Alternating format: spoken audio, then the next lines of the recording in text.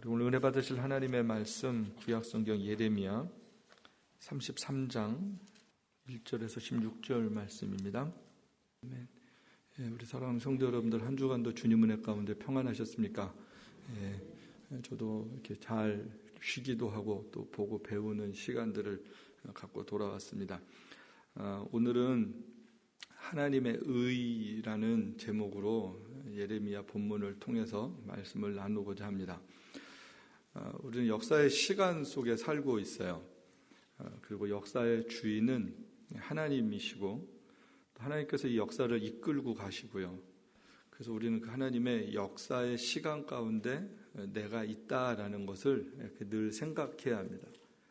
그냥 하루하루 주어진 시간을 사는 삶이 아니라 하나님의 역사의 시간 가운데 내가 있다라는, 이것은 굉장히 중요한 신앙 고백이에요.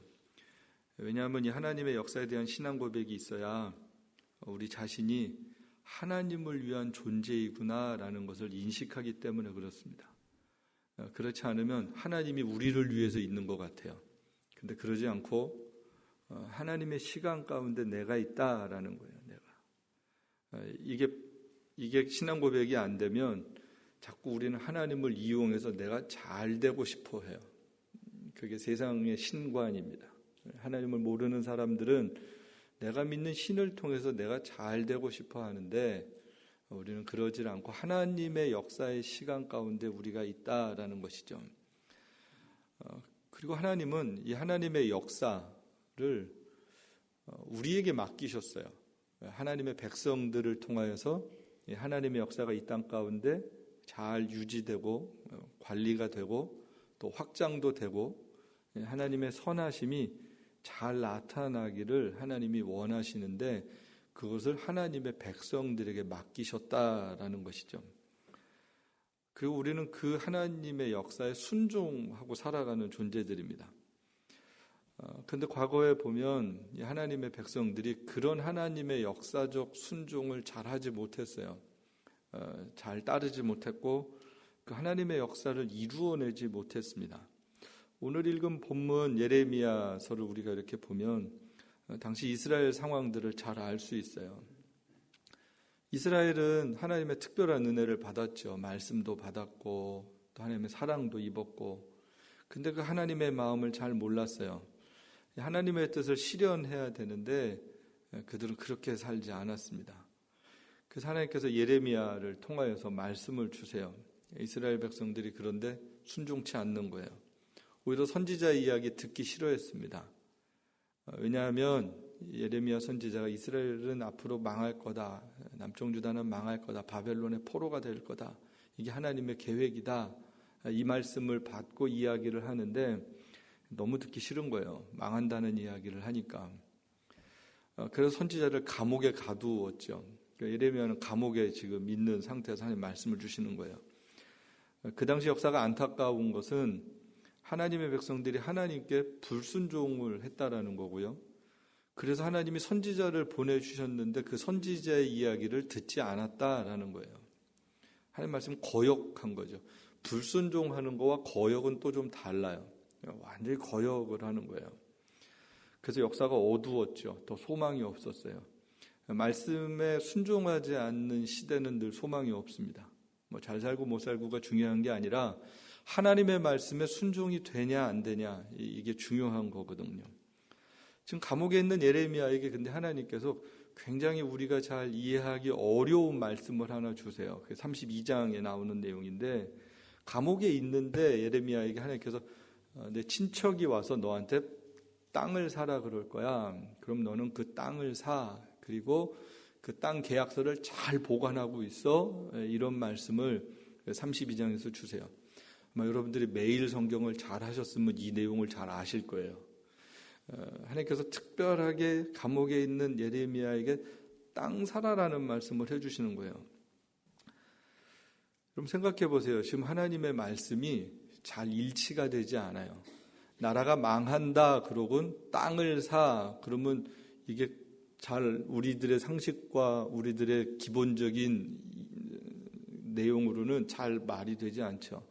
나라가 망하면 땅값이 떨어지잖아요. 그럼 땅 사면 안 되죠. 있는 땅도 빨리 팔아야 돼요. 부동산 빨리 팔아서 이렇게 금을 사든지 뭐 이런 거를 해야 되는 거예요. 그런데 하나님께서 지금 땅을 사라라는 거예요. 예레미야는 이럴 때 어떻게 반응을 하느냐라는 거예요. 오늘 말씀에 보면 순종하는 모습을 나타내죠. 여러분이나 저 같으면 그렇게 하지 못하잖아요. 이게 보편적인 상식적으로 맞지 않는 말씀입니다. 바벨론에게 항복하라 그래놓고 지금 왜 갑자기 땅을 사라 그러면 이게 선지자가 거짓말하는 사람이 되는 거거든요. 땅값 떨어뜨려 놓고 망한다 그래서 땅값 떨어뜨려 놓고 땅 투기하는 것 같은 모습이란 말이에요. 그럼 선지자는 사기꾼일 수도 있고 그 예언이 거짓말일 수 있는 거예요. 그런데 예레미야는 자신의 판단이나 사람들의 여론이나 그 시대의 상식 이런 거를 따르지 않았어요. 그냥 하나님 말씀에 순종했어요. 사람들 눈에는 왜 감옥에 있는 사람이 땅을 살까 이런 생각을 할 수도 있어요. 망한다고 해놓고 저 사기꾼이구나 이렇게 생각할 수 있어요. 근데 하나님을 신뢰하는 믿음은 그런 것에 흔들리지 않았다라는 거예요.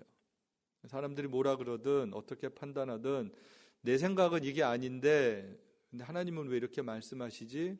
이런 모든 부분들을 다 내려놓고 그냥 일단 말씀에 순종했습니다. 여러분 믿음이라는 게요 뭐냐 하면 하나님의 말씀에 순종하는 삶이 믿음의 삶입니다. 믿음은 그냥 이 말씀에 순종하는 삶이에요. 그래서 믿음과 순종은 다른 얘기가 아니라 이게 같은 얘기예요. 믿음의 핵심이 순종입니다. 하나님을 믿는다라는 얘기는 저와 여러분이 하나님을 믿어요. 그거는 하나님의 말씀에 순종하겠다라는 거예요. 순종합니다라는 게 하나님 앞에 믿음의 삶을 사는 거예요. 기분 좋으면 뭐가 잘 되면 그때 막 교회 생활 열심히 하고 순종하고 그러는 게 아니라 그런 것과 전혀 상관없이 그냥 하나님의 말씀에 네 따르겠습니다. 순종하겠습니다. 이게 믿음이에요. 기분 따라 살고 감정에 충실한 것은 절대 좋은 믿음이 될 수가 없죠. 예레미야는 말씀 따라서 살았습니다. 다른 어떤 것을 따르지 않았어요. 하나님이랑 교제했어요. 감옥이었지만 하나님의 말씀이 들렸어요. 감옥에 있었지만 하나님의 말씀에 순종을 했어요. 그렇게 사는 것이 믿음의 삶이라고 그는 확신했다라는 것이죠. 그래서 예레미야는 먼저 순종하고요. 먼저 땅 사고요. 그리고 나서 그 다음에 기도합니다. 어떻게 보면 우리랑 순서가 바뀌었어요. 우리는 이게 잘 이해가 안 되면 막 기도를 할 것 같아요. 하나님 응답 주실 때까지 아무것도 안 할 것 같은데 그런데 그렇게 하는 게 아니라 순종하고 그 다음에 기도하는 거예요. 예레미야는 순서가 그랬어요. 여러분 그리고 나서 하나님 앞에 기도하는 내용들을 성경이 우리들에게 가르쳐주는데 한번 같이 보실까요? 내가 매매 증서를 네리야의 아들 바룩에게 넘겨준 뒤에 여호와께 기도하여 이르되 슬프도소이다 여호와여 주께서 큰 능력과 펴신 팔로 천지를 지으셨사오니 주에게는 할 수 없는 일이 없으시니이다. 지금 다 땅 사고 증서 만들고 기도하는 내용이죠. 그러면서 하나님은 천지의 주인이신데 하나님 뭐든지 할 수 있으시지요. 이런 신앙 고백을 먼저 해요. 그리고 나서 봅니다.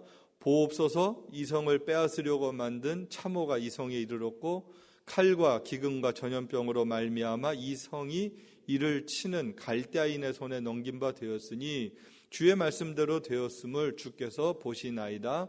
주 여호와여 주께서 내게 은으로 밭을 사며 증인을 세우라 하셨으나 이 성은 갈대아인의 손에 넘긴 바 되었나이다. 하나님 지금 저 바벨론 사람들이 다 쳐들어왔습니다. 지금 하나님께서 그렇게 말씀하셨는데 진짜 그렇게 됐습니다. 그런데 나한테 땅 사라 그런 이유는 내가 잘 모르겠습니다. 이 이야기예요. 하나님 전능하심도 믿고요. 하나님이 주인이신 것도 믿고요. 하나님의 말씀대로 지금 우리가 다 바벨론의 포위가 돼서 곧 망할 것 지금 내 눈에 보고 있습니다. 그런데 하나님 땅 사야 되는 이유는 진짜 잘 모르겠습니다. 이해가 가지 않습니다. 겸손하게 묻는 게 지금 예레미야의 기도입니다. 그럼 예레미야의 기도는 우리들에게 있어서 좋은 신앙생활의 모본을 보여주고 있어요. 순종과 기도, 신앙생활의 굉장히 중요한 부분이고 가장 근본적인 요소입니다. 오늘날 많은 그리스도인들이 주일에 와서 예배는 드리지만 순종과 기도의 삶을 잘 살지 못할 때가 너무 많죠. 순종과 기도는 특별한 사람들이 하는 것이 아니라 하나님의 사람들이 갖는 아주 기본적인 믿음의 태도입니다.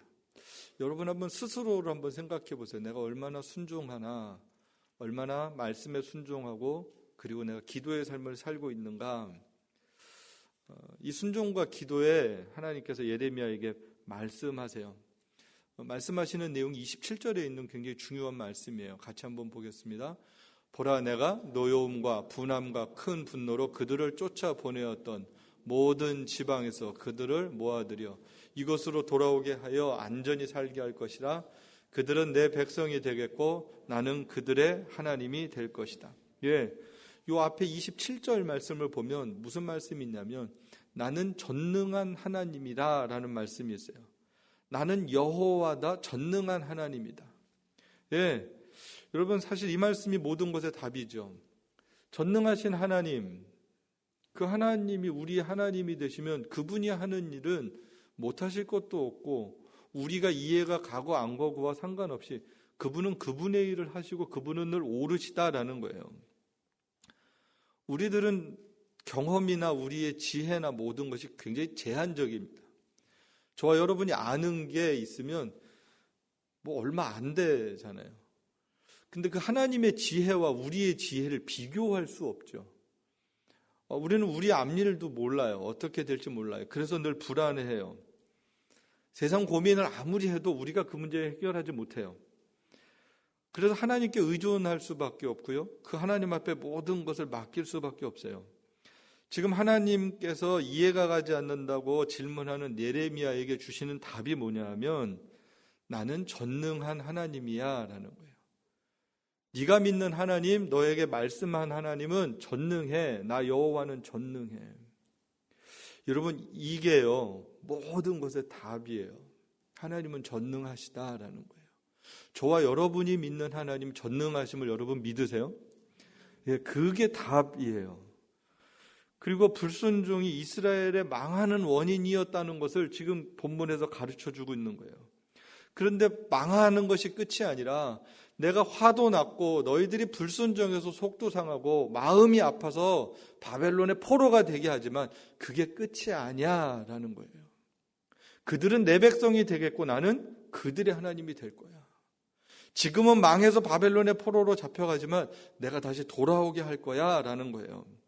이건 놀라운 약속입니다. 망하고 포로로 잡혀가는 것 같은 그 당시의 관점으로 봤을 때, 예레미야의 시각으로 봤을 때, 이스라엘 사람들의 시각으로 봤을 때, 남쪽 유다의 사람들의 눈으로 봤을 때 그들은 망한 것 같았어요. 불안했어요. 두려웠어요. 그런데 그게 아니다라는 거였어요.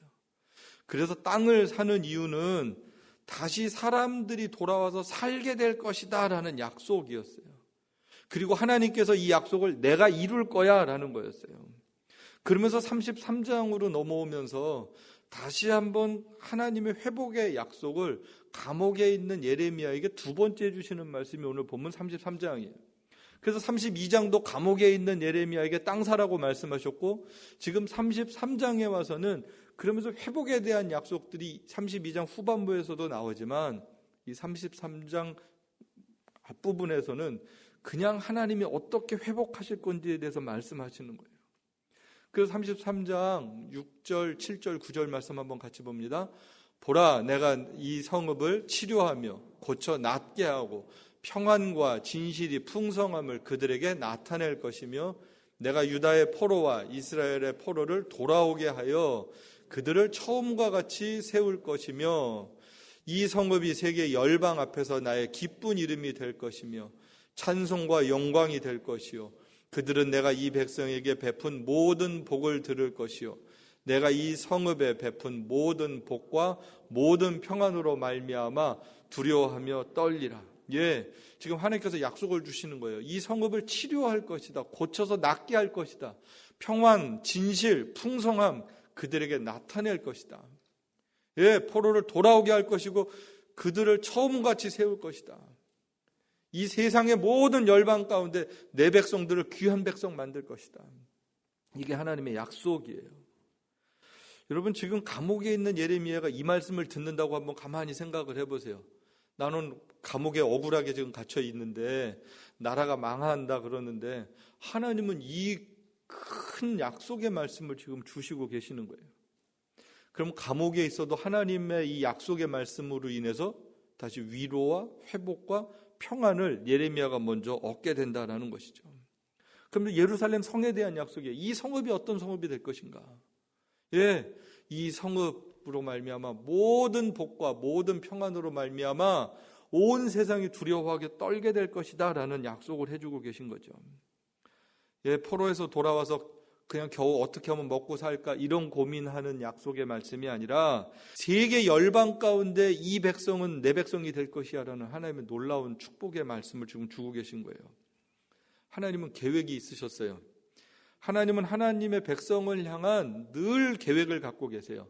저와 여러분을 향한 하나님은 계획을 갖고 계세요. 그래서 그 약속 가운데 있기 때문에 우리가 두려워하거나 걱정하거나 염려하지 않아도 될 것은 전능하신 하나님의 약속과 역사 가운데 우리가 있기 때문에 그렇습니다.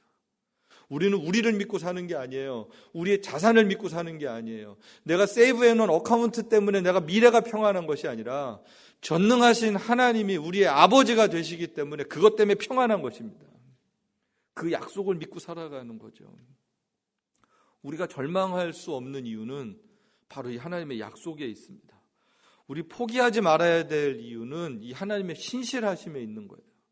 우리가 하나님을 의지해야 되는 이유는 이 하나님은 전능하시기 때문에 그렇습니다. 예레미야 33장 15절 16절에서는 오히려 하나님께서 더 구체적인 약속을 하나를 해주고 계세요. 우리 한번 같이 예레미야 33장 15절 16절 같이 봅니다.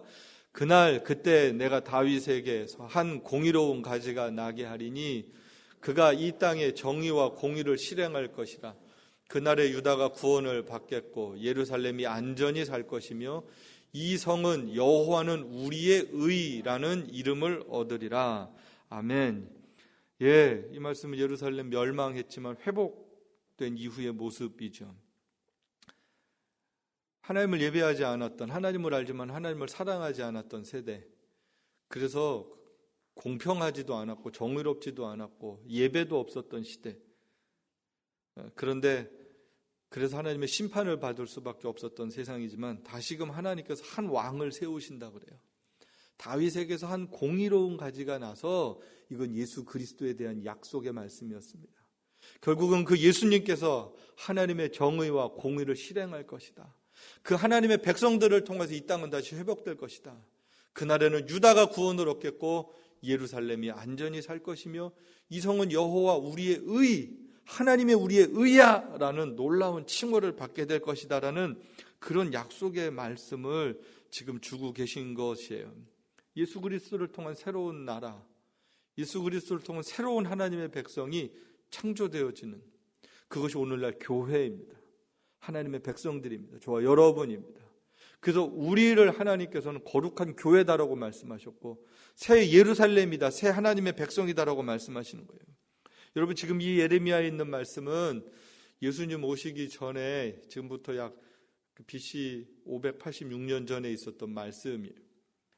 나라는 망해도 하나님의 약속은 성취가 됐죠. 예수님이 정말로 오셨습니다. 그리고 그 예수님을 통해서 하나님의 백성들이 만들어지고 교회가 창조되고 그 교회 역사가 오늘날까지 이어지고 있습니다.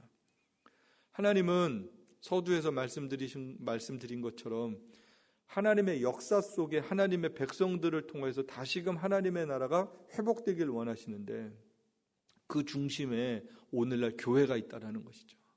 저와 여러분이 있다라는 것입니다. 초대교회 성도들이 하나님의 새 백성으로 그 믿음을 가지고 살았어요. 세상 속에 하나님 나라를 세웠습니다. 핍박이 있었어요. 문화적으로 갈등들이 많이 있었어요. 환경적으로도 어려웠어요. 경제적으로도 어려움을 당했습니다. 예수님을 믿으면 여러 가지 손해보는 일들이 너무너무 많았습니다. 그런데 말씀이라는 기준을 가지고 하나님의 진리에 순종하면서 살았습니다. 위대한 믿음의 선배들이 좋은 신앙 유산을 남겨주었던 것이 300년 이전의 초기 교회 모습이었습니다. 전 세계 핍박들이 있었지만 믿음을 지켰어요. 순전했어요. 신실했어요. 예, 카타콤에서 그냥 살았어요. 세상의 아름다운 것을 경험하지 못하고 그냥 살았던 시절입니다. 근데 그 당시의 교회는, 그 1세기의 교회는 너무너무 귀하고 아름다웠어요. 근데 시간이 지났어요. 313년에 기독교가 로마의 국교로 공인이 되면서 그때부터 평안이 찾아왔습니다. 살만했습니다. 그런데 문제는 그때부터였어요. 세큘라가 오게 되고요. 교회는 숫자적으로는 성장을 하고 경제적으로도 부유했고 정말 아름다운 건축들을 짓고 문화예술에 많은 기여를 했지만 정말 아름다운 하나님의 교회의 역사는 이루지 못했던 때는 313년 이후부터 1517년까지였습니다. 결국은 성경과 상관없는 신학과 사상들이 나타나게 되고 교회는 그 당시에 참 무섭게 타락을 했습니다. 근데 다시금 하나님께서 은혜를 주셔서 종교개혁의 역사들이 일어나게 됐어요. 1517년 10월 31일 지난주가 종교개혁 기념주일이었죠. 근데 그런 역사는 1517년에 루터가 시작한 것이 아니라 그 이전부터 소수의 하나님을 경외했던 신실한 사람들에 의해서 역사가 이루어졌어요. 대표적인 분들의 역사를 잠깐 제가 소개를 하면 존 위클리프라는 분이에요. 1382년에 최초로 영어 성경을 번역한 분입니다. 그래서 위클리프 그 성경 번역 선교회가 그래서 있는 거예요. 이분이 영어로, 그러니까 복음이 들어간 지 약 1000년 만에 영어 성경이 만들어지고요. 이분이 처음으로 손으로 써서 성경을 만드는 일을 하셨어요. 그런데 이분이 돌아가신 이후에 놀랍게도 성경을 번역했다는 이유 때문에 그 시신을 다시 땅에서 끄집어내서 화형시키는 일을 영국에서 하게 됩니다. 그 당시는 그랬어요. 그리고 체코의 조한 후스라는 분이 계세요. 이분 체코어로 성경을 번역하고 설교했던, 그 당시는 다 라틴어 성경을 의존해서 설교하고 사제들만 성경을 봤었던 때인데 자기 백성들에게 하나님의 말씀을 자기네 말로 전했던 분이에요. 690년의 역사를 가진 체코 프라하 대학의 총장으로 일찍 그분이 임명된 분이에요. 어떻게 보면 앞날이 보장됐던, 편안하게 살 수 있고 자유롭게 살 수 있고 많은 것들을 누릴 수 있었는데 그걸 다 포기했어요. 37살의 총장이 될 정도니까 얼마나 실력이 있는 사람이었겠어요. 그런데 하나님의 말씀이, 진리가 그를 그냥 내버려 두지 않았어요. 그래서 그는 이렇게 이야기를 합니다. 면죄부를 파는 것은 가룟 유다와 같은 짓이다라는 이야기를 해요. 그 당시에 굉장히 충격적인 이야기였죠.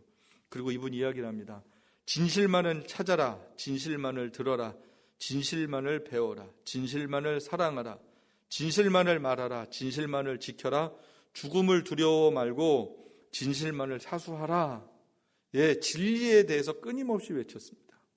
이러고 나서 이분이 화형을 당하세요.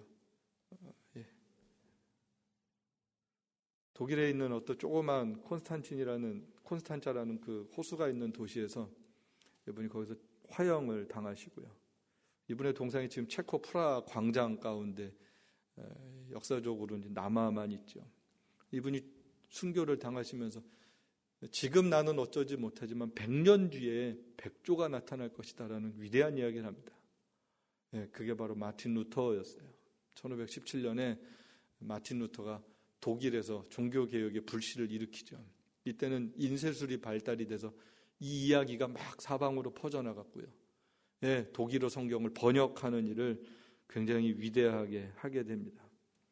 마틴 루터의 종교개혁 이후에 약 시간이 많이 지나서 50년이 지나서는 대부분의 독일에 있는 교회는 캐톨릭 교회가 아니라 리포엄드 처치로 다 돌아오는 놀라운 역사들이 독일에 있게 됩니다.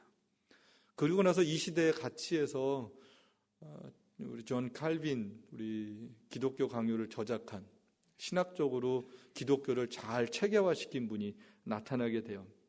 이분이 1500년에서 1564년까지 프랑스 분인데 핍박을 당해서 다니면서 스위스 제네바 쪽에서 활동을 하시고 스트라스부르크 쪽에서 활동을 하면서 어떻게 하면 성경대로 바른 신학 사상을 가지고 사람들이 신앙생활을 할 수 있을까? 그걸 가지고 굉장히 많은 일들을 하셨어요. 이분이 27살에 기독교 강요라는 굉장한 성경 다음에 기독교 고전을 집필을 하세요. 그러니까 이 당시에 종교개혁했던 분들이 대단한 분들이셨어요.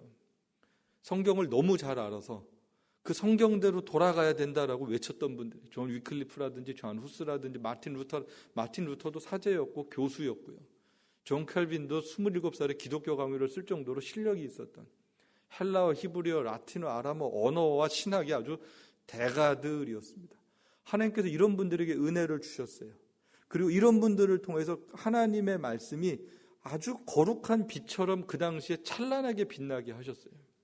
위대한 일들이었죠. 예, 또 스코틀랜드에서는 존 낙스를 통하여서 하나님의 말씀이 그 국가 가운데 임하게 됩니다. 장로교회 어떻게 보면 창시자이기도 하죠. 이랬던 분들이 1300년대부터 1500년까지 끊임없이 말씀으로 돌아가자, 말씀을 사랑하자, 하나님의 말씀이 우리의 진리다라는 기준들을 끊임없이 외칩니다. 이 이후에 계속해서 그래서 사람들을 이 하나님의 말씀으로 가르치는 작업들을 위하여서 만들어져 나온 게 교리라는 거예요. 그 당시 사람들이 성경을 몰랐어요. 성경을 봐도 잘 이해가 안 갔어요. 그래서 했던 일들이 뭐냐면 성경 공부할 수 있는 텍스트들을 만들어낸 게 그게 교리였습니다.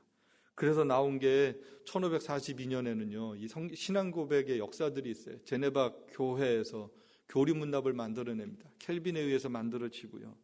또 1560년대는 스코틀랜드 신앙 고백이 나오고요. 또 1561년에는 벨기에와 네덜란드가 그 당시엔 같이 있었기 때문에 그때 이 벨직 신앙 고백이 나오고요.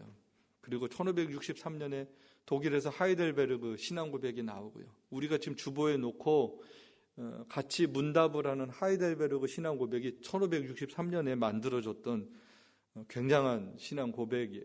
그걸 지금 우리가 같이 신앙 고백을 하고 있는 거예요. 500년의 역사가 있는 위대한 신앙 고백입니다. 그 다음에 나온 게 도르트 신조어라는 거예요. 네덜란드에서 만들어졌어요. 그 당시 이단들이 또 막 생기게 됐어요. 알미니안주의가 들어왔어요.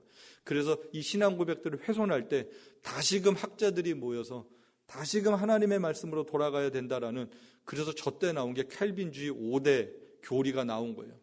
우리 모든 사람들은 전적으로 타락했다. 그 가운데 하나님께서 무조건적 선택하셨다. 그리고 하나님께서 제한적으로 속죄하셨고 그 하나님의 은혜를 받은 사람들은 불가항력적인 은혜를 입어서 우리가 거절할 수 없게 됐다. 그리고 하나님께서 하나님의 백성들을 끝까지 책임져 주신다. 이런 신학 사상들이 저 당시에 만들어지게 됩니다. 그리고 나서 다시금 1647년에 웨스트민스터 신앙 고백이 만들어져요. 지금 우리 김영규 목사님 통해서 여러분들이 공부하시는 내용이 1647년에 만들어진, 그래서 모든 신학자들, 영국과 스코틀랜드와 유럽에 있었던 신학자들이 함께 모여서 우리의 신앙 고백이 이것이다 라고 이야기를 하게 됐죠. 예, 이 신앙 고백은 오늘날 모든 개신교 교회가 함께 신앙 고백하는 뿌리가 되는 게 웨스트민스터 신앙 고백서입니다. 이게 다 뭐예요? 성경으로부터 시작된 기독교 역사입니다. 이 이후에 계속해서 하나님의 사람들이 이 신앙 고백, 이 성경적 믿음의 고백들을, 유산들을 이어가게 돼요. 이 초기에 아주 탁월하게 신학자들이 있었던 나라가 네덜란드였어요. 그래서 칼빈주의 3대 신학자가 있어요. 헤르만 바빙크라는 사람이 하나님의 말씀에 대해서 아주 중요한 굉장한 가치를 내걸고, 이 사람에게 영향을 받은 사람이 루이스 뻘컵이라는 아주 위대한 신학자예요. 조직신학으로 제일 대가인 분이시죠. 그분이 바로 저분에게 영향을 받았고요. 그리고 또 한 분이 아브라함 카이퍼라는 분이에요. 개인적으로 가장 책 속에서 배운 분 중에 존경하는 분이 저분인데, 저분이 네덜란드에 대학을 세우시고 기독교 대학을 세우시고 그리고 그 나라를 말씀으로 잘 다스림받길 원하셨어요.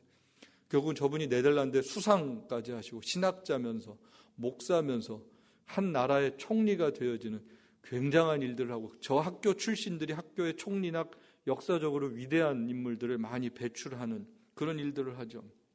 그리고 나서 한 분이 벤자민 비 워필드라고, 저분은 이제 미국 프린스턴 대학에서 교수로 역임했던 분이에요. 저분들의 신학들이 종교개혁자들의 뿌리였고, 종교개혁자들이 사도들의 뿌리였고, 그 계속해서 하나님의 말씀이 이어져 오고 있는 거예요.